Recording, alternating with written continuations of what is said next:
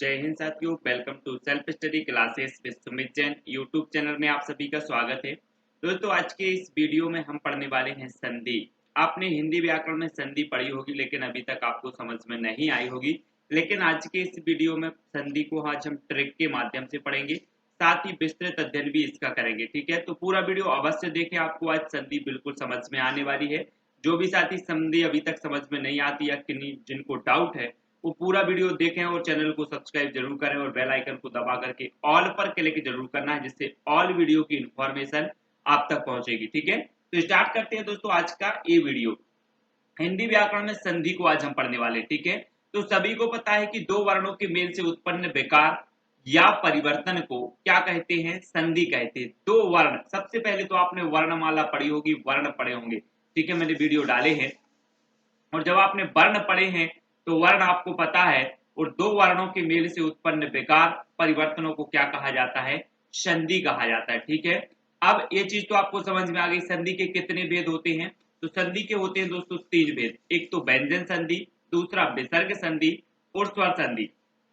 ये तीन भेद होते हैं संधि के, जो आपको दिख रहे हैं। ठीक है, अब दोस्तों यहां पर बात करें कि स्वर संधि को 5 भागों में पुनः बांटा गया है। ठीक है, ये चीज आपको याद रखनी। कभी कभी क्वेश्चन आता है कि स्वर संधि को कितने भागों में बांटा गया, तब आपका उत्तर होगा 5 भागों में। ठीक है, तो दीर्घ स्वर संधि, गुण स्वर संधि, यण स्वर संधि, वृद्धि स्वर संधि और अयादि संधि। ठीक है, तो ये संधि को आपको याद रख लेना है ना। अब बात कर लेते हैं दोस्तों स्वर संधि के बारे में। स्वर संधि के जो 5 भेद हैं उनके बारे में पढ़ेंगे। स्वर संधि की परिभाषा को जान लेते हैं। दो स्वरों के मेल से होने वाले परिवर्तन को स्वर संधि कहते हैं। दो स्वर, आपने वर्णमाला में पढ़े होंगे कि स्वर क्या है और व्यंजन क्या है। तो दो स्वरों के मेल से, यहां पर स्वर स्वर ही आएंगे, है ना, स्वरों का ही मेल होगा। होने वाले जो परिवर्तन है, जो विकार है, उसे क्या कहते हैं? स्वर संधि कहते हैं। स्वर संधि के कितने भेद हैं? 5 भेद हैं। सबसे पहले ट्रिक जान लेते हैं, उसके बाद हम इसका विस्तृत अध्ययन भी पढ़ाएंगे और एक एक चीज आपको समझाएंगे किस प्रकार से संधि होती है। ठीक है, तो दीर्घ संधि की बात करें तो दीर्घ का जो मतलब होता है वो क्या होता है? बड़ा। दीर्घ मतलब क्या? बड़ा। तो दीर्घ संधि में क्या होगा? बड़ी मात्रा आएगी।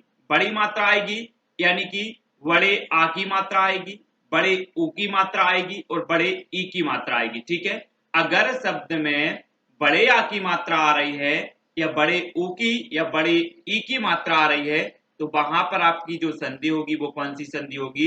दीर्घ संधि, क्योंकि दीर्घ मतलब तो क्या होता है? बड़ा। ठीक है, तो बड़ी मात्रा, है ना। ये चीज आपको क्लियर हो गई होगी। बात कर लेते हैं गुण संधि की। गुण संधि मतलब एक मात्रा, एक मात्रा आए तो गुण संधि। ठीक है, ये चीज आपको याद रखनी नहीं। कितनी मात्रा आए? एक मात्रा आए तो गुण संधि। शब्द में अगर एक मात्रा आ रही, जैसे एक मतलब क्या होता है? ए की मात्रा या फिर ओ की मात्रा। ए मात्रा क्या है? एक मात्रा है। अगर ए मात्राएं आ रही हैं तो क्या हो जाएगा? गुण स्वर संधि हो जाएगी। ठीक है, वृद्धि संधि देखो, दो मात्राएं आ रही हैं तो क्या हो जाएगी? एक की ओर वृद्धि हो जाएगी। तो दो मात्राएं इस प्रकार से ऐ की और औ की, ये दो मात्राएं आ रही हैं तो कौन सी संधि होगी? वृद्धि स्वर संधि हो जाएगी। यण संधि में बात करें तो या, रा, ला और वा, ये अंत्यस्थ व्यंजन आपने पढ़े होंगे के पहले आधा शब्द आए तो यण संधि हो जाती है। जैसे बात करें नारी स्वर, यहां पर वा आ रहा है और वा के पहले ये आधा शब्द आ गया, तो इसमें कौन सी संधि हो जाएगी? यण संधि हो जाएगी। ठीक है, अभी मैं आपको पूरा विस्तृत पढ़ाऊंगा तो अच्छे से समझ में आ जाएगा। फिलहाल ये ट्रिक ट्रिक पहले आपको याद होनी चाहिए। अयादि संधि, अयादि संधि की सबसे पहले बात करें तो अयादि संधि जिन शब्दों में होती है वे शब्द कैसे होते हैं? रूढ़ होते हैं। रूढ़ आप समझते होंगे, आपने पढ़े होंगे, यौगिक रूढ़ और योग रूढ़, ये सारे के सारे पढ़े होंगे। ठीक है, रूढ़ मतलब ऐसे शब्द होते हैं जिनके दो सार्थक समूह नहीं बनाए जा सकते। जिनके सार्थक समूह नहीं बनाए जा सकते वो कहलाते हैं रूढ़। तो सबसे पहली बात तो उन शब्दों में अयादि संधि होती है जो रूढ़ होते हैं। दूसरा, इनके उच्चारण में आए, आय, आओ या फिर आओ, ये उच्चारण होते हैं इनके। जैसे बात करें यहां पर गायक, तो गाय, आय, आय आ रहा ना, आय, गाय। ठीक है, तो एक यहां पर क्या हो जाएगी? यहां पर हो जाएगी अयादि संधि। और गायक की बात करें तो गायक को दो सार्थक समूहों में नहीं हम तोड़ सकते। तोड़ सकते क्या? नहीं तोड़ सकते। तो ये क्या है गायक, रूढ़ शब्द है। तो यहाँ पर हमने ट्रिक के माध्यम से देखा। अब दोस्तों हम पढ़ेंगे विस्तृत अध्ययन इसका, ठीक है। दीर्घ संधि की बात करें तो दो समान स्वरों के मेल से होने वाले विकार को क्या कहते हैं, दीर्घ संधि। यहां पर जोड़ देना है आपको। सबसे पहले तो हमने पढ़ा था कि दीर्घ मतलब होता है क्या, बड़ा, यानी कि बड़ी मात्रा आएगी। लेकिन इसकी परिभाषा बात करें तो समान स्वर आएंगे। जैसे आ प्लस आ आएगा, है ना। तो इस प्रकार से आपको समान स्वर आएंगे। तो यहां पर आप देखेंगे, ठीक है, जिस शब्द के दूसरे अक्षर में बड़ी मात्रा हो, जैसे आ, उ और ई, है ना। जैसे आ बड़े उ बड़े ई, वहां क्या हो जाती है, दीर्घ स्वर संधि। ये चीज हमने पहले आपको बताई है, ठीक है। तो अब जान लेते हैं किस प्रकार से ये समान स्वर इनका मेल होता है, ठीक है। नियम के अनुसार देखें तो आ, ई, उ के पश्चात आ, ई और उ के पश्चात अगर ये शब्द आए, जैसे आ के पश्चात आ रहा है तो क्या हो जाएगा, बड़ा आ हो जाएगा इसका। जैसे यहां पर बात करें दोस्तों, शब्द आया है धर्मार्थ, इसका विच्छेद क्या हो जाएगा, धर्म धन अर्थ। अब यहां से अच्छे से समझना, आपने पढ़ा है कि जो व्यंजन होते हैं बिना स्वर की सहायता से व्यंजन नहीं बोले जाते, ठीक है। तो यहां जो ये मां है इसमें क्या छुपा है, आ छुपा है, ठीक है। तो यहां पर क्या आया, आ, ठीक है। और यहां तो आ है ही, तो आ प्लस आ, तो यहां पर क्या हो जाएगा, बड़ा आ। तो यहां पर आपने देखा कि यहां पर बड़ा आ रहा है, और हमने ट्रिक में पढ़ा है कि अगर शब्द में बड़े आ की मात्रा आती है तो वहां पर कौन सी संधि हो जाती है, दीर्घ स्वर संधि हो जाती है। एक बार पुनः अच्छे से सीख लेना कैसे आ रहा है। आ प्लस आ बराबर आ, ये हमने पढ़ा कि अगर आ प्लस आ रहा है तो बड़ा आ हो जाता है। उसी प्रकार से हमने धर्मार्थ का जब विच्छेद किया तो धर्म धन अर्थ हुआ, मां में आ छुपा है तो आ गया यहां पर, और आ है तो आ प्लस आ होकर के बड़ा आ हो गया, और यहां पर धर्मार्थ में बड़ा आ रहा है, इसलिए इसमें कौन सी संधि हो जाएगी, दीर्घ स्वर संधि हो जाएगी। तो ये चीज आपको समझनी है कि दीर्घ स्वर संधि कहां पर होगी, जहां पर समान स्वर होंगे। दूसरा देख लेते हैं, जैसे आ, अभी यहां पर छोटा आ रहा था, अब यहां पर एक छोटा आ और एक बड़ा आ रहा है, फिर भी क्या होगा, बड़ा आ ही होगा। जैसे देव, देव में क्या है, छोटा आ है, आलय में क्या है, प्लस बड़ा आ है, इस प्रकार से। तो यहां पर आपका क्या हो जाएगा, देवालय, और देवालय में यहां पर क्या आया है, बड़े आ की मात्रा आई है, तो आपका कौन सी संधि हो जाएगी, दीर्घ स्वर संधि, ठीक है। तो आप ट्रिक से भी जांचेंगे और इस नियम से भी जांचेंगे तो आपका कभी गलत नहीं हो सकता, ठीक है। ई देख लें तो आपका क्या है, जैसे ई प्लस ई, तो क्या हो जाएगा, बड़ा ई। यहां पर भी क्या हो रहा है, समान स्वर आ रहे हैं, इसमें दीर्घ संधि में समान स्वर ही आएंगे। जैसे यहां पर ई आया है तो यहां पर भी ई आएगा, तब होगी दीर्घ संधि। अगर यहां पर आ रहा है तो और यहां पर ई आ रहा है तो ये दीर्घ स्वर संधि नहीं होगी, ठीक है। यहां पर आया है तो यहां पर भी आ आएगा, यहां पर ई आया है तो यहां पर भी ई आएगा, तब आपकी दीर्घ स्वर संधि होगी। वही मैं आपको बता रहा हूं कि समान वर्णों के मेल से जो संधि बनती है वो संधि होती है दीर्घ संधि, ठीक है। यहां लिखा अतीब, अतीब का जब विच्छेद किया तो अति धन इव, तो ई यहां पर छोटा ई और यहां पर भी छोटा ई मिलकर के क्या हो जाएंगे, बड़ा ई, और यहां पर बड़े ई की मात्रा आ रही है। तो हमने ट्रिक में पढ़ा था, क्या पढ़ा था, कि अगर बड़ी की मात्रा आती है तो वहां पर दीर्घ संधि हो जाती है, ठीक है। तो ये भी आपका हो गया। अब यहां पर बात कर लें दोस्तों, ई प्लस बड़ी ई, अभी यहां पर छोटे ई देखा था, लेकिन यहां पर ई और बड़ा ई, ठीक है, तो मिलकर के क्या हो जाएंगे, बड़े ई हो जाएंगे। जैसे यहां पर गिरी, तो यहां पर क्या है, छोटा ई और यहां पर प्लस बड़ा ई, तो ये मिलकर के क्या हो जाएंगे, यहां पर बड़ा ई और यहां पर बड़ी की मात्रा आ रही है, तो यहां पर फिर से दीर्घ संधि हो जाएगी, ठीक है। ये चीज आपको समझ में आ रही होगी दोस्तों, समझ में आ रही है तो वीडियो को लाइक जरूर करेंगे। जैसे यहां पर बात करें विधुदय, तो विधुदय को हम विच्छेद क्या करेंगे, विधु धन उदय, विधु धन उदय, यानी कि यहां क्या आ गया, छोटा उ प्लस उ, तो उ प्लस उ मिलकर के क्या हो जाएंगे, बड़ा उ। और हमने ट्रिक में पढ़ा है कि अगर बड़े उ की मात्रा आती है तो कौन सी संधि हो जाती है, दीर्घ स्वर संधि हो जाती है। ठीक है, दीर्घ स्वर संधि। उ प्लस बड़ा उ बराबर क्या हो जाता है, बड़ा उ। जैसे यहाँ पर लघु छोटा उ आया, यहाँ पर बड़ा उ प्लस बड़ा उ मिलकर के यहाँ पर क्या हो जाएंगे, बड़ा उ, और बड़ा उ आया है तो हमारी जो संधि होगी वो कौन सी संधि हो जाएगी, दीर्घ स्वर संधि। तो यहाँ पर दीर्घ स्वर संधि अपनी खत्म होती है दोस्तों। हमने यहाँ पर पढ़ा था कि ट्रिक में पढ़ा कि बड़े आ की मात्रा आ रही है शब्द में, बड़े उ की आ रही है, बड़ी की मात्रा आ रही है, तो संधि हो जाती है दीर्घ स्वर संधि। और दो समान स्वरों के मेल से होने वाले विकार को स्वर संधि कहते हैं। जैसे यहाँ पर हमने देख लिया कि समान स्वर यानी कि आ प्लस आ, ई प्लस ई, उ प्लस उ, इस प्रकार से आपकी जो संधि है वो यहाँ पर दीर्घ स्वर संधि हो जाती है। दोस्तों अब बात करेंगे गुण स्वर संधि की, है ना। गुण आपको याद रख लेना है। गुण स्वर संधि की हमने पहले भी आपको ट्रिक बताई है। आ और आ के बाद, आ और आ के बाद ई उ और ऋषि आदि आए तो क्या हो जाएगी, गुण स्वर संधि आ जाएगी। आप शब्द में देखना विच्छेद में, अगर आ और आ के बाद ई उ और री आ रहा है तब आपका गुण स्वर संधि होगी। ठीक है, इसकी ट्रिक देख लेना। गुण स्वर संधि में क्या होता है, एक मात्रा आती है, या तो आएगी ए की या फिर आएगी ओ की, तब आपकी संधि कौन सी हो जाएगी, गुण स्वर संधि। जैसे नरेंद्र, नरेंद्र में देखो ए की मात्रा आ रही मतलब गुण स्वर संधि। महोदय में ओ की मात्रा आ रही मतलब एक मात्रा आ रही तो गुण स्वर संधि। ठीक है, तो ये चीज आपको समझनी है। यहां पर बात कर लेते हैं दोस्तों कि हमने पढ़ा था, यहां पर अच्छे से पढ़ लेना कि आ के बाद ई उ और ऋषि आता है। ठीक है, तो गुण स्वर संधि होगी।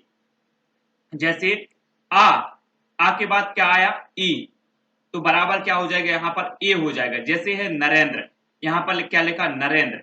ठीक है, तो नर, नर यहाँ पर क्या आ गया, आ, और आ के बाद क्या आया, ई, इंद्र, नर, नर धन इंद्र, तो आ प्लस ई बराबर क्या हो जाएगा, ए, तो यहाँ पर क्या हो जाएगा, नरेंद्र। और हमने पढ़ा था कि ए की अगर मात्रा आती है तो वहां पर कौन सी स्वर संधि होती है, गुण स्वर संधि होती है। अगर आपसे सीधा पूछा जाता है तो आप डायरेक्ट भी आप इसका बता सकते हैं कि गुण स्वर संधि है क्योंकि एक मात्रा है, लेकिन आप नियम को भी यहाँ पर देख ले रख के तो आपका कभी गलत नहीं हो सकता।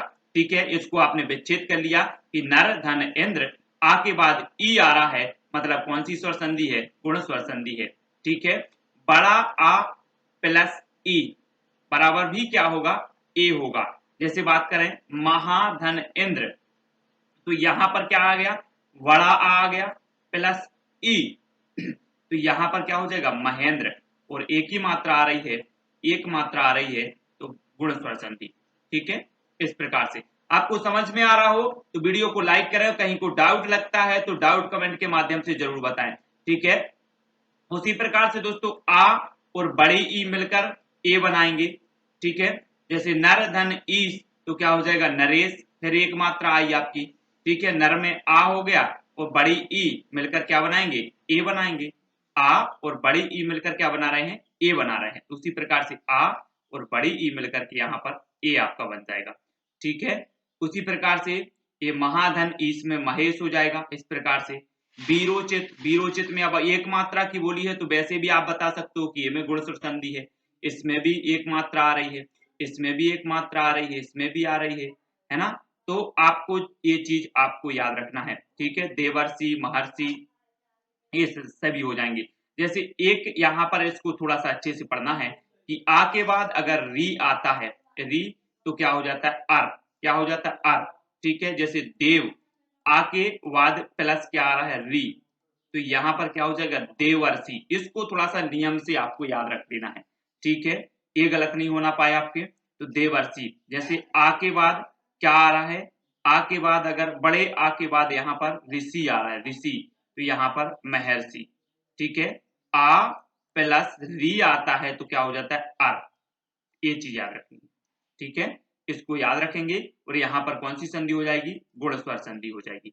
बात कर लेते दोस्तों वृद्धि स्वर संधि की। ठीक है, यहाँ पर हमने गुण स्वर संधि को तो पढ़ लिया, एक बार और पढ़ लो कि जहां पर एक मात्रा आती है वहां पर गुण स्वर संधि हो जाती है, और यहाँ पर आ के बाद ई उ और री शब्द आते हैं तो गुण स्वर संधि होती है। तो इस नियम को भी आपको रख के देखना है, इस ट्रिक को भी रख के देखना है, तो आपका कभी गलत नहीं होगा, कभी हो ही नहीं सकता। ठीक है, और भी देख लेते हैं वृद्धि संधि के बारे में। अब वृद्धि करेंगे दोस्तों हम, अभी तक हम एक मात्रा पकड़ते थे, अब हम एक की वृद्धि और कर देंगे, दो मात्रा पकड़ेंगे, है ना। आ के पश्चात ए आई ओ औ आए तो वृद्धि स्वर संधि होती है। इसको तो अच्छे से पढ़ना है। आ के पश्चात ए आई ओ औ आए तो क्या हो जाएगी, वृद्धि स्वर संधि हो जाएगी। इसको हम उदाहरण के माध्यम से आपको समझाएंगे, ठीक है। ट्रिक देख लो कि जब शब्द में दो मात्राएं आए तो वृद्धि संधि होगी, जैसे आई की और औ की। जैसे एकैक, एकैक में आई की मात्रा यानी कि दो मात्राएं आ रही तो आपकी वृद्धि संधि होगी।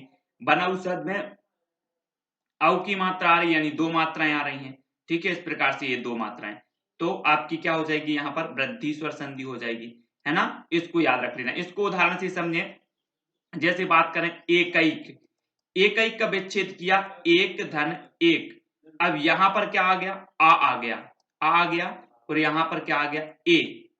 आ के बाद ए आ रहा है तो कौन सी संधि होगी, वृद्धि स्वर संधि होगी। यहां पर देखो जरा अच्छे से पढ़ना, आ के पश्चात ए आई ओ औ आए तो कौन सी संधि होती है, वृद्धि स्वर संधि होती है। उसी प्रकार से जब हमने इसका विच्छेद किया, यहां पर आ गया आ प्लस ए, तो कौन सी संधि हो जाती है, यहां पर वृद्धि स्वर संधि हो जाती है, ठीक है। उसी प्रकार से बात करें मतैक्य में, तो मतैक्य में दोस्तों मत मत मतलब क्या हो जाएगा, आ और ए बराबर क्या हो जाएगा आपका मतैक्य, है ना। तो यहां पर भी आपकी वृद्धि स्वर संधि होती है। यहां पर कुछ लोग कंफ्यूज होते हैं यण संधि में कि या रा ला वा के बाद अगर आधा शब्द आए तो आपकी कौन सी संधि मान लेते हैं हम, यण संधि।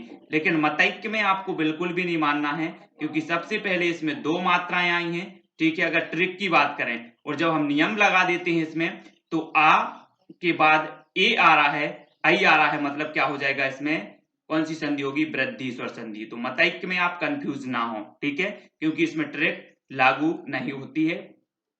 आ प्लस ए तो क्या होता है, आई, ये तो आपने पढ़ दिया। जैसे यहां पढ़े सदा धन एव, तो क्या हो जाएगा सदैव, सदा धन एव तो सदैव, दो मात्राएं यहां पर आ रही हैं, ठीक है।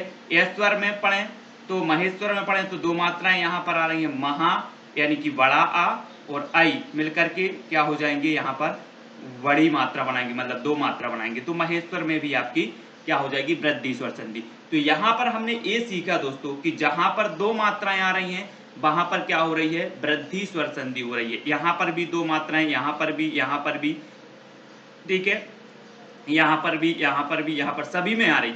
लेकिन आपको नियम को फॉलो करना है। ये आपका नियम है कि अगर आ के बाद ए आई ओ औ आते हैं तो आपकी वृद्धि स्वर संधि होती है। अगर आप नियम और ट्रिक दोनों लागू करते हैं तो आपका कभी गलत नहीं होगा। आपने देखा कि बनौसत आपको बिल्कुल ट्रिक याद आ गई कि निश्चित ही इसमें वृद्धि स्वर संधि है, फिर भी एक बार आप नियम को जरूर रख करके देखें, ठीक है, जिससे आपका गलत नहीं होगा।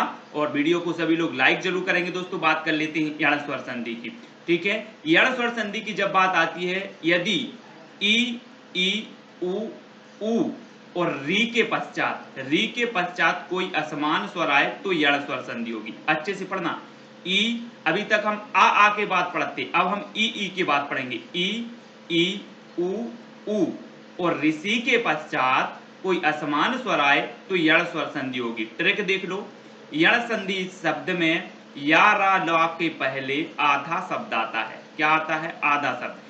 या रा ला वा के पहले आधा शब्द आता है, ये आपकी ट्रिक हो गई, ठीक है। अब इसको हम थोड़ा सा विस्तार से पढ़ेंगे। जैसे बात करेंगे इत्यादि, हमने पढ़ा था कि या के पहले आधा शब्द आए तो आधा शब्द आपका आ गया, आधा था।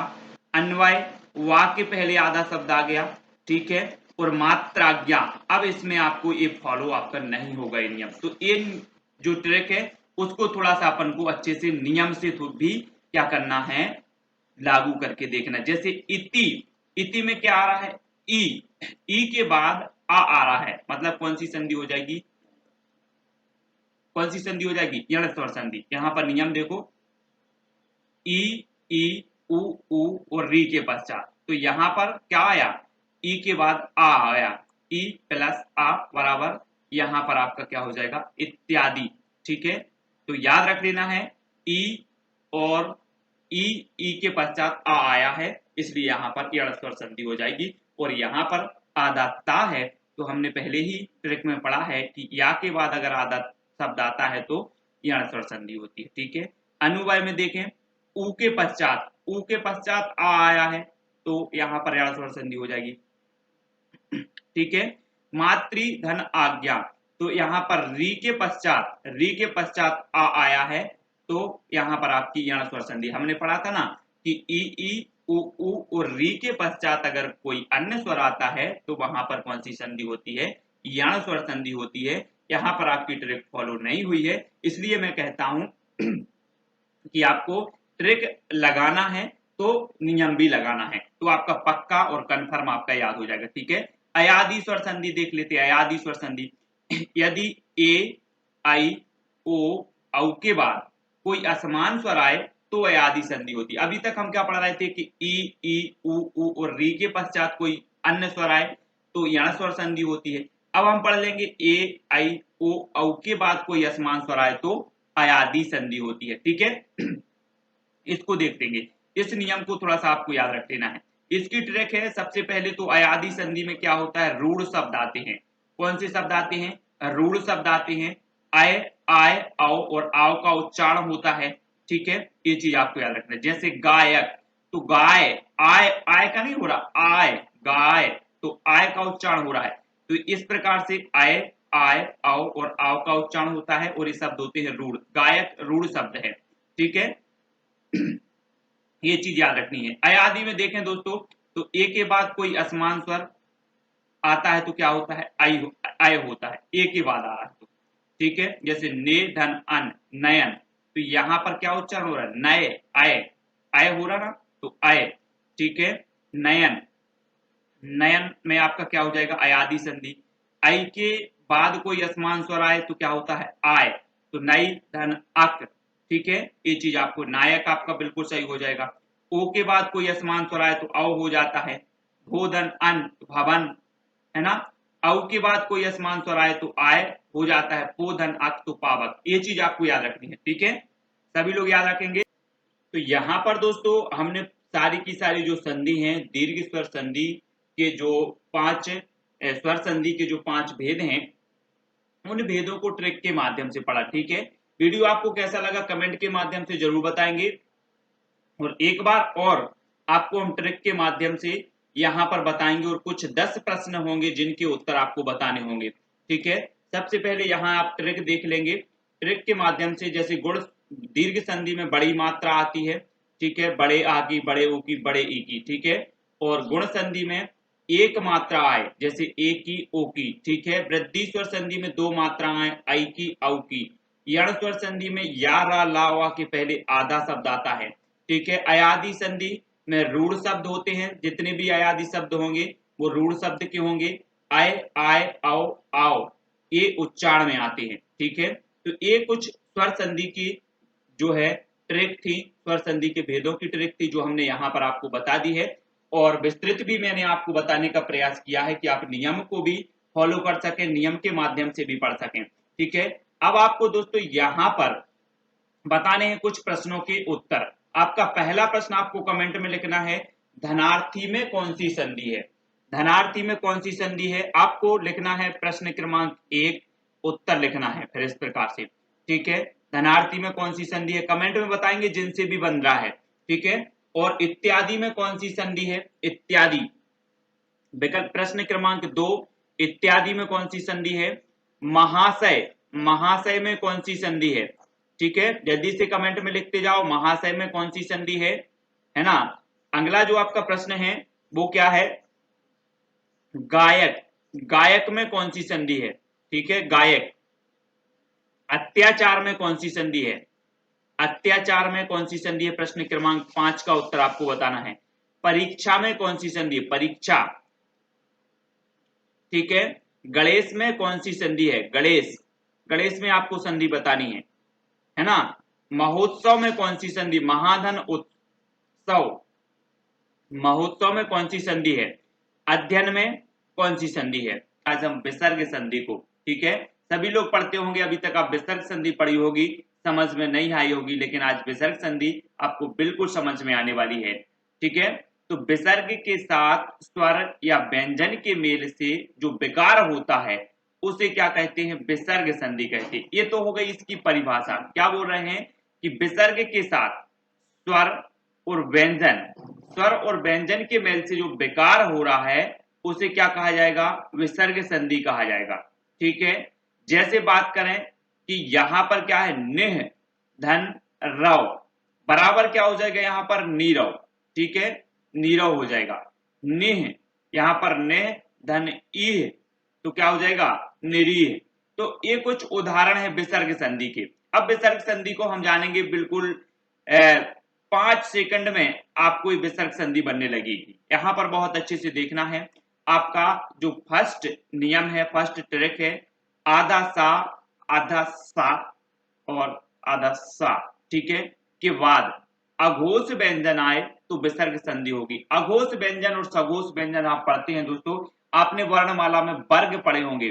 कितने वर्ग होते हैं? 5 होते हैं, है ना। तो वर्ग के प्रथम और द्वितीय जो अक्षर होते हैं, प्रथम द्वितीय यानी कि का और खा, ये जो लाइन है और ये लाइन है, कचट तप खचट थप, ये वाली जो लाइन है ये कहलाती है अघोष। और अगर इन शब्दों के बाद, इन अक्षरों के बाद अघोष व्यंजन आते हैं तो क्या हो जाएगी? आपकी विसर्ग संधि हो जाएगी। जैसे उदाहरण दिया है निश्चय, तो यहां पर क्या आधा है? आधा सा आया है और उसके बाद ये अघोष व्यंजन आया है, कौन सा? चा। तो यहां पर क्या हो जाएगा? 100% आपकी विसर्ग संधि होगी। इसी प्रकार के निश्चल, है ना, निश्चय, निस्तेज, तो ये सारे के सारे जहां पर भी आधा सा और उसके बाद अघोष व्यंजन आता है वहां पर होगी आपकी विसर्ग संधि। दूसरा नियम जान लेते हैं। किसी शब्द में आधा सा और सा इस प्रकार से आधा सा सा आधा सा आए तो क्या हो जाएगी? विसर्ग संधि होगी। जैसे निस्संदेह की बात करें तो आधा सा और सा आया, ये आया ना, तो इस प्रकार से आपकी क्या हो जाएगी? विसर्ग संधि हो जाएगी। ठीक है, ओ के बाद सघोष व्यंजन। सघोष व्यंजन आपने वर्ग के पढ़े होंगे। वर्ग के 3, 4, 5 जो अक्षर होते हैं वो सघोष व्यंजन कहलाते हैं। 1, 2 कहलाते हैं अघोष, 3, 4, 5 कहलाते हैं सघोष। ये सभी को पता है। अगर ओ के बाद, काय के बाद, ओ के बाद सघोष व्यंजन या फिर या रा ला हा, इनमें से कोई व्यंजन आए तो क्या हो जाएगी? विसर्ग संधि। इनमें से कोई अगर अक्षर आ रहा है तो विसर्ग संधि होगी। जैसे बात करें तपोभूमि, तपो में क्या हो जाएगा? ओ आ रहा है यहां पर, ओ, और उसके बाद जो आ रहा है वो सघोष व्यंजन आ रहा है, भा। तो यहां पर तपोभूमि में क्या हो जाएगा? वो हो जाएगा आपकी विसर्ग संधि। और इसका हम विच्छेद भी आपको बताएंगे अभी आगे चल के, विच्छेद भी आपसे बनने लगेगा आज। तो यहां पर ये तपोभूमि हो जाएगी। ठीक है, आपको सबसे पहले तो सघोष और अघोष आना चाहिए। ठीक है, और अब दोस्तों आपको रेप, रेप यानी कि आधा रा के बाद सघोष व्यंजन 3, 4, 5 या रा ला वा आए तो विसर्ग संधि होगी। जैसे बात करें निर्गुण, अब यहां पर आधा आपका क्या आया है? रा आया है या ये रेप आई है, और उसके बाद ए आया है क्या? आपका सघोष व्यंजन ड़ा। ठीक है, इड़ा आया है तो आपकी कौन सी संधि होगी? विसर्ग संधि हो जाएगी। ठीक है, इसको आपको अच्छे से याद रखना है। फिर ई के बाद रा आए तो विसर्ग संधि होगी। जैसे ये बड़ी ई है और इसके बाद रा आ गया तो विसर्ग संधि होगी। नीरव, ठीक है ना। जैसे बात करें नीरज तो विसर्ग संधि होगी। ई के बाद रा आ रहा है तो विसर्ग संधि होगी। ये 5 नियम अगर आपने जान लिए, आपको समझ में आ गए, मतलब आपकी विसर्ग संधि कंप्लीट हो गई। अब इसको हम विस्तार से पढ़ने वाले हैं दोस्तों कि यदि आधा सा और आधा सा के बाद अघोष व्यंजन वर्ग के 1, 2 अक्षर आए तो सा के स्थान पर जो है क्या लग जाता है? आधा आधा है। इसके स्थान पर क्या लगेगा? विसर्ग लगेगा। याद रख लेना, बहुत अच्छे से समझना है। इनके स्थान पर क्या लगेगा? विसर्ग। उदाहरण में देखो, यहां पर सबसे पहले तो अघोष व्यंजन आपको पता है, वर्ग के प्रथम और द्वितीय अक्षर जो होते हैं वो अघोष कहलाते हैं। ठीक है, अब अघोष अगर आ रहे हैं तो जैसे निस्तार, तो यहां पर आधा सा है। ठीक है, तो ये क्या बन गया है आपका? ये बन गया आपका विसर्ग। ठीक है, तो हमने नी ज्यों का त्यों लिखा और आधा सा का लगा दिया विसर्ग, तो आपका क्या हो जाएगा नेह, फिर यहाँ पर प्लस और तार ज्यों का त्यों, तो आपसे क्या बनेगा विच्छेद भी बनेगा। विसर्ग संधि में आपसे विच्छेद बनेगा कि आधा सा का क्या हो जाता है विसर्ग बन जाता है, तो यहाँ पर नी ज्यों का त्यों आधा सा का वो बन गया विसर्ग और तार भी ज्यों का त्यों, तो नेह धन तार। ठीक है, वैसे ही निस्तेज, तो नी ज्यों का त्यों आधा सा आया है तो विसर्ग, ठीक है, तेज ज्यों का त्यों आपका, है ना। वैसे ही निश्चल, तो नी अपन ने ज्यों का त्यों उठाया, आधा सा आया है तो विसर्ग और छल बिल्कुल ज्यों का त्यों। ठीक है, दुष्ट, तो दू ज्यों का त्यों आधा सा आया है तो विसर्ग, आधा सा का विसर्ग बन गया और टाप का ज्यों का त्यों। तो यहां आपसे क्या बनेगा यार विच्छेद भी बनेगा और साथ ही आप बता पाएंगे कि इसमें क्या है विसर्ग संधि है। ठीक है, यहाँ पर अघोष सघोष देखें, ये वर्ग के तृतीय चतुर्थ और पंचम ये सघोष कहलाते हैं और एक दो क्या कहलाते हैं अघोष कहलाते हैं, इनको अच्छे से पढ़ना है। देख लेते दोस्तों, किसी शब्द में अगर आधा सा आधा सा आधा सा आए तो क्या हो जाएगा 100% विसर्ग संधि हो जाएगी, है नहीं कि जो आधा सा है यहाँ पर ये आधा सा है ये आधा सा है, ठीक है, इसके स्थान पर क्या आ जाएगा विसर्ग आ जाएगा। जैसे बात करें दुस्शासन, तो आप दुह को क्या लिखोगे ज्यों का त्यों यहाँ पर लिखोगे, यहाँ उठा के रख दिया दुह और आधा सा का यहाँ पर विसर्ग लगा दिया और प्लस करके आप शासन लिख दो, ये ज्यों का त्यों शासन। ठीक है, तो दुशासन।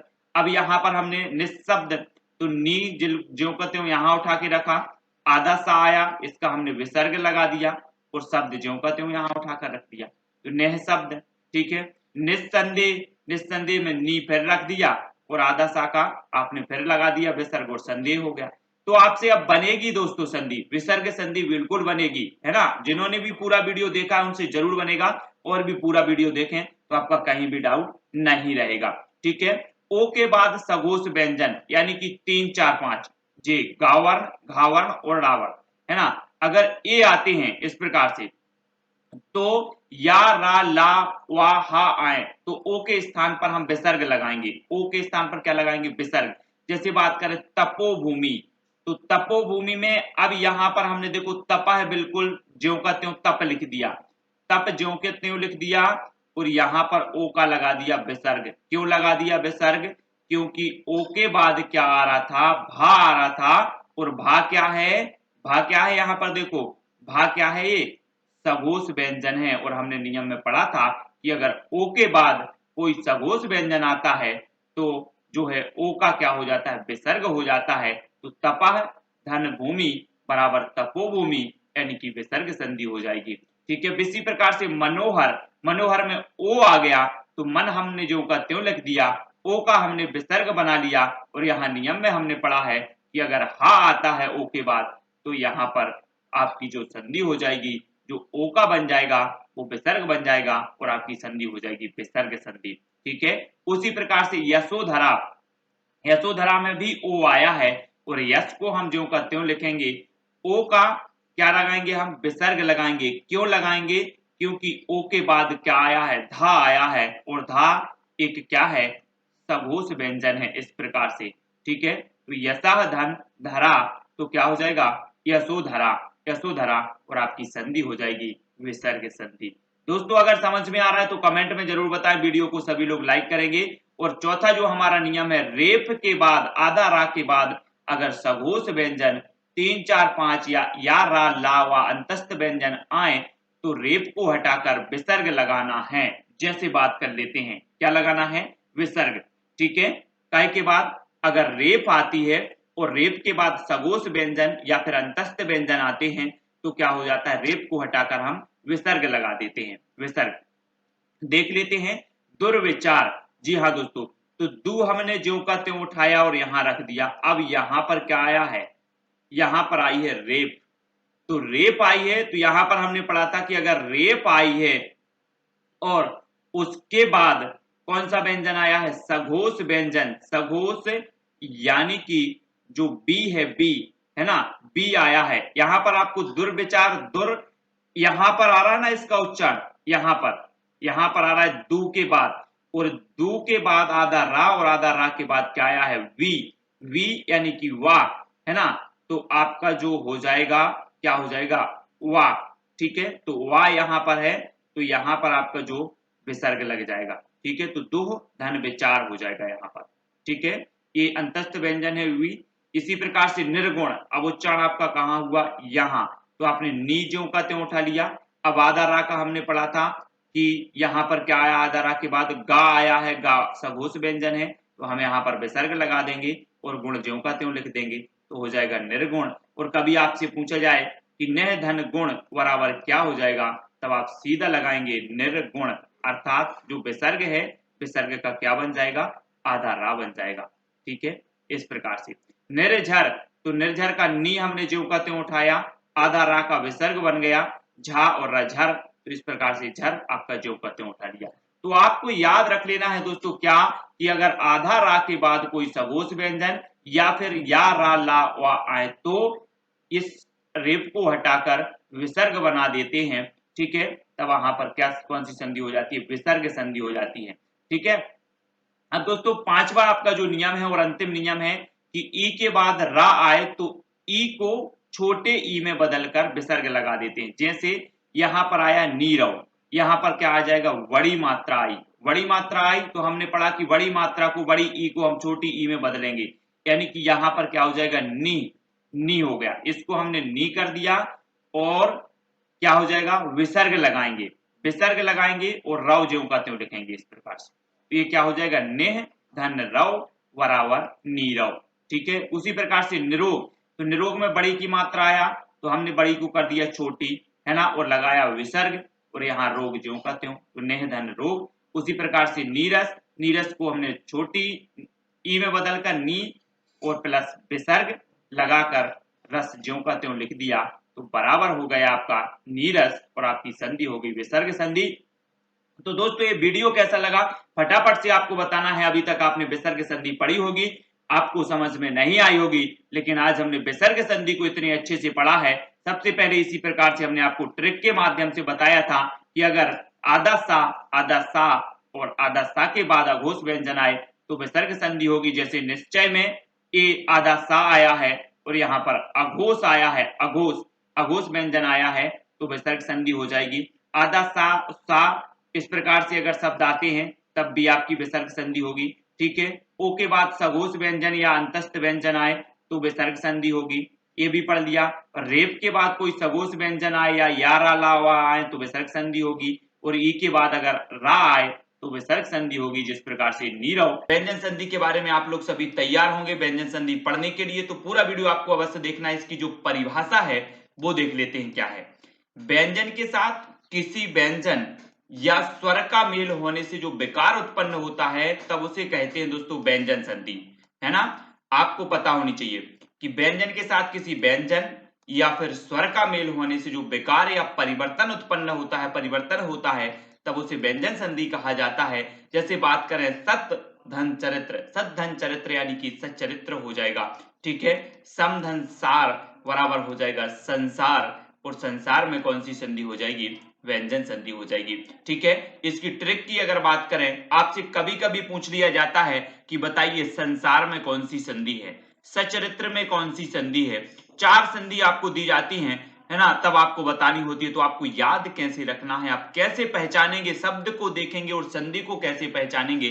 तो यहां पर देखो, जिस शब्द में आधा चा पूरा चा, आधा जा पूरा जा, आधा टा पूरा टा, आधा ना पूरा ना, और आधा ला और ला अगर आए तो व्यंजन संधि होगी। जैसे बात करें सज्जन, सज्जन में क्या हुआ, आधा जा और जा पूरा जा आया, तो आपने सज्जन को देखा और सीधे ही बता दिया कि इसमें क्या है, व्यंजन संधि। यानी कि शब्द को देखो और संधि बताओ, शब्द को देखो और संधि बताओ। ठीक है, जगन्नाथ, जगन्नाथ में आपने आधा ना पूरा ना देखा और बता दी कि व्यंजन संधि है। उच्चारण में आपने आधा चा पूरा चा देखा तो बता दिया व्यंजन संधि है। ठीक है, ट्रिक एक आपको याद हो गई होगी। दूसरी देखते हैं, अगर आधा धा आधा डा और डा आए तो भी व्यंजन संधि होगी, ये भी याद रखनी है। जैसे बात करें उद्धार, उड्डयन, है ना, इन सभी में क्या हो जाएगी, व्यंजन संधि। तो आधा दा आधा धा और दाए, आधा डा और डाए तो व्यंजन संधि होगी। ठीक है, किसी शब्द के पहले अक्षर के ऊपर, कौन से अक्षर के ऊपर, पहले अक्षर के ऊपर अम्म की बिंदी, आप समझते हैं अम्म की बिंदी है, अम्म की बिंदी आए तो व्यंजन संधि होगी। कैसे, संस्कृत, संहार, संसार, है ना, समधनसार, संसार।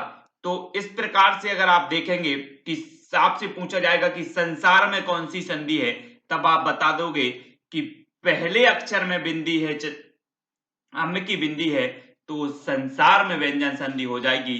संहार में प्रथम अक्षर में अम्म की बिंदी है तो व्यंजन संधि हो जाएगी। संस्कृत में प्रथम अक्षर में अम्म की बिंदी है तो व्यंजन संधि हो जाएगी। ठीक है, किसी शब्द के बीच में इष्ट आए, इष्ट आए तो व्यंजन संधि होगी, इष्ट, है ना, जैसे अनुष्ठान, युधिष्ठिर, निष्ठुर, आपको यहां पर इष्ट इष्ट दिख रहा होगा इस प्रकार से। और इस प्रकार से शब्द पूछा गया कि अनुष्ठान में कौन सी संधि, आपने देखा कि यहां तो इष्ट दिया है और आपने सीधे बता दिया कि ये कौन सी संधि है, व्यंजन संधि है। ठीक है, ये आपको समझ में आई होगी। किसी शब्द में आधा छा, आधा नामा और आधा रामा दिख जाए तो व्यंजन संधि होगी। आपको याद रख लेना है। बात करें अनुच्छेद की, है ना, याद रखना है सन्मार्ग, है, तो इस प्रकार से आपको रखना है याद इन शब्दों को और संधि को पहचान जाना है। दोस्तों अब पढ़ेंगे हम विस्तार से कुछ उदाहरणों के माध्यम से। पहली जो आपकी ट्रिक है, इसको याद रखना है कि यदि शब्द में आधा चा, आधा जा और जय, आधा ट और ट, आधा ड और ड, आधा न और न, आधा ल, आधा ध और द, आधा न और मैं आए तो आधे वर्ण के स्थान पर ता हो जाएगा। अब यहां से आपको समझना है विच्छेद कैसा करना है, कैसे विच्छेद आप कर पाएंगे। जैसे बात करें आधा चा और चे, तो ये जो आधा शब्द है इसके स्थान पर क्या हो जाएगा, ता हो जाएगा। क्या हो जाएगा, ता। जैसे बात करें जगन्नाथ, जगन्नाथ में क्या है, आधा ना और ना है, तो आधा ना है यानी कि यहां पर हमने पढ़ा कि आधा ना में तय हो जाएगा, तो यहां पर हमने जगत लिखा, जगत, है ना, और कर दिया सीधा नाथ, नाथ को सीधा उठा के रख दिया तो जगत धन नाथ। हमने क्या किया, यहां पर नियम पढ़ा था कि आधा चा के स्थान पर तय हो जाता है, तो आपको विच्छेद जो करना है वो कर देंगे आप जगत धन नाथ। ठीक है, उच्चारण, उच्चारण में आपको इतना अलग कर देना है, तो यहां पर आधा चा आया है, फिर हम यहां पर ता लगा देंगे तो उत धन चारण, चारण ज्यों का त्यों उठा के रखेंगे तो चारण बराबर उच्चारण। सज्जन, सज्जन में आपको फिर आधा जा आया है तो यहां पर आपको ता लगाना है, तो सत यानी कि सत धन जन, तो क्या हो जाएगा सज्जन। उल्लेख में देखें तो फिर आपका आधा ला आया है, आधा ला आया है तो फिर हम ता लगा देंगे तो उत धन लेख। अब आप कहेंगे सर कि हमसे विच्छेद करने भी बनने लगा। ठीक है, तो आपको देखना है, अगर आपसे पूछा जाए कि सज्जन का संधि विच्छेद करिए, तो आपने देखा कि आधा जा और पूरा जा आया है यहां पर, तो हम आधे जा को ता में बदल देंगे, आधे ता में, तो यहां पर सत धन जन हो जाएगा।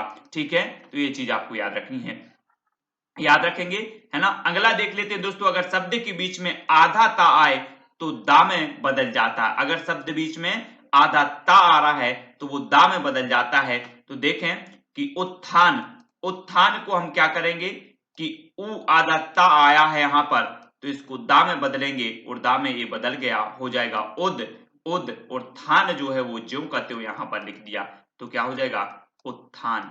ठीक है, दूसरा देखें उत्सव, उत्सव में भी आधा ता आया है तो आधा ता को हमने दा में बदल दिया तो हो गया उद। ठीक है, और सव जो है वो ज्यों का त्यों सव लिख दिया तो क्या हो जाएगा उत्सव। ठीक है, सत्कर्म में भी आधा ता आया है तो सत्कर्म के आधे ता को हम दा में बदलेंगे तो हो जाएगा सद, और कर्म ज्यों का त्यों लिख देंगे तो हो जाएगा सत्कर्म। तो ये आधे ता में आधे ता को आधे दा में बदल देंगे तो हो जाएगी आपकी कौन सी, व्यंजन संधि। ठीक है, ये चीज आपको याद रखनी है। अगला देखें दोस्तों, 3-5 का एक, आप लोग बोलते ना कि 3-5 मत करो नहीं तो एक लापड़ा मारेंगे, 3-5 मत करो नहीं तो एक लापड़ा मारेंगे, इसको याद रखना है। 3-5 का एक, है ना, 3-5 का एक कैसा, ए 3 और ए 5, है ना, वर्ग का तृतीय अक्षर, वर्ग का पंचम अक्षर। अगर ये शब्द आते हैं तृतीय या फिर पंचम तो उनके स्थान पर क्या हो जाता है, प्रथम हो जाता है, एक आ जाता है। 3 5 मत करो नहीं तो एक लगाएंगे, ठीक है। यदि किसी शब्द के बीच में वर्ग का तृतीय और पंचम अक्षर आता है तो वर्ग की उसी लाइन के प्रथम अक्षर में बदल जाता है। जैसे बागीश, बागीश में यहां पर गा आया है, तृतीय अक्षर आ गया गा, तो यहां पर जब हम इसका विच्छेद करेंगे तो गा को क्या हो जाएगा, आधे का में ही बदल जाएगा, ए वाला, ठीक है। तो बाक धन ईस, है ना, ये बड़ी ई लगी है आपकी, तो बड़ी ई का ज्यों का त्यों आपका रहेगा, तो क्या हो जाएगा ईस। तो बाग, गा को हमने बदल दिया का में, यानी प्रथम अक्षर में, ठीक है। और ईस, बड़ी ई और सा, तो ईस हो गया, तो क्या हो जाएगा वाक धन ईस बराबर वागीस, ठीक है। उसी प्रकार से जगदीश, जगदीश में देखें दोस्तों तो यहां पर आया है दी, दी आया है, तो दा को हम काय में बदलेंगे, ये जो दा है इसको हम ता में यानी कि प्रथम अक्षर में बदलेंगे, तो क्या हो जाएगा जगत, जगत और बड़ी ई उत्साह मिलकर क्या हो जाएगा जगत धन ईस बराबर जगदीश, ठीक है। उसी प्रकार से बांगमय को देखें तो बा है यहां पर और यहां पर आपका इंग्या है, तो इंग्या यानी कि पंचम अक्षर, और हमने पढ़ा था कि अगर तृतीय और पंचम अक्षर आए तो इसको हमें प्रथम अक्षर में बदल देना है, ठीक है। तो आपका क्या हो जाएगा बाक धन मय बराबर क्या होगा बांगमय हो जाएगा, ठीक है। तो आपको याद रख लेना है 3 5 का 1, 3 5 करोगे तो एक लापड़ा आपको फ्री मिल जाएगा, 3 5 का 1, इसको याद रखना है। और वर्ग को आपको याद रख लेना है, पंचम और तृतीय अगर वर्ग के अक्षर आते हैं तो उसको एक में बदलना है उसी लाइन में, अगर ड़ा आएगा तो टा में बदलना है, ना आएगा तो ता में, और मां आएगा तो पा में। उसी प्रकार से ये वर्ग के कोई भी अक्षर आए उसको प्रथम में बदल देना है, ठीक है। ये चीज आपको समझ में आ गई होगी।